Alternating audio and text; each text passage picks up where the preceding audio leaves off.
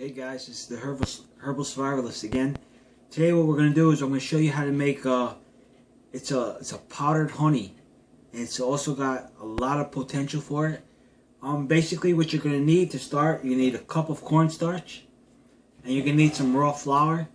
Some raw wildflower honey or some good quality. This is very important. Very good quality honey. And also you're going to need a little food processor.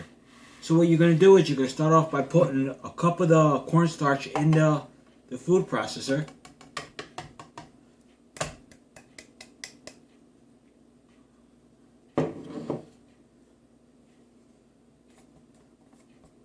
Just clean it off the top and everything, you know. Doesn't have to be perfect, these measurements. And then you take yourself a good heaping teaspoon of the honey. You just put it in right in the cornstarch.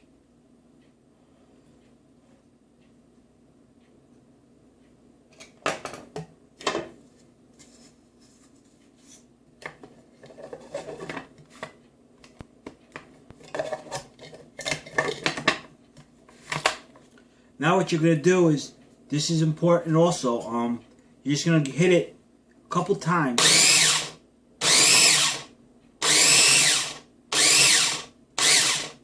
That's about it. If you go too much, you're going to get a sloppy goop, like a glue. And you won't be able to use it. Basically, what you're going to do is you're going to take this out. You can put it on like a cookie sheet. And let it dry for a couple days. What this is going to do, what I learned through trial and error, this is going to create a concentrate. Whenever you're working with a herb and you dry it out, it's its own, it becomes the herb itself. Or the project actually comes out as a herbal concentrate. Because basically what happens is the dry down process brings everything to one, it brings everything from there, from the herb itself, and it just brings it to a smaller, brings all the molecules and vital enzymes to one more localized area, and it's more usable. So basically what you're going to do is after it dries out, you're going to get something like this. I know right now it looks like a powder.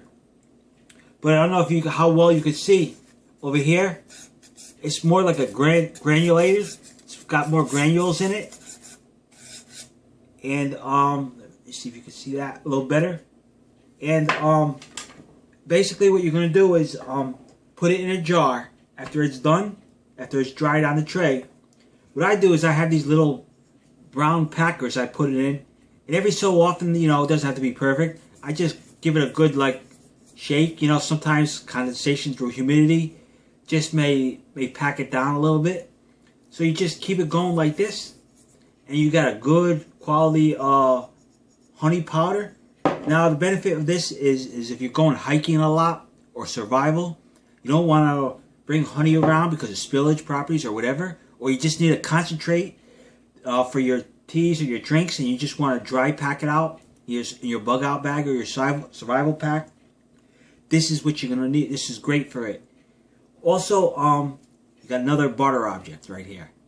And a little goes a long way with this because, like I said before in previous videos, concentrate, a little goes a long way. Basically, you can use these in teas. Also, they're great energy boosters. If you go back to the survival bar recipe and video, you could actually stick some of this sprinkle it on top of the survival bar, or actually embed it, you know, with your hand. Just mix it in, take your patty, just mix some of this in. You're going to get an extra boost because honey, as well as propolis and some other bee products, are great energy boosters.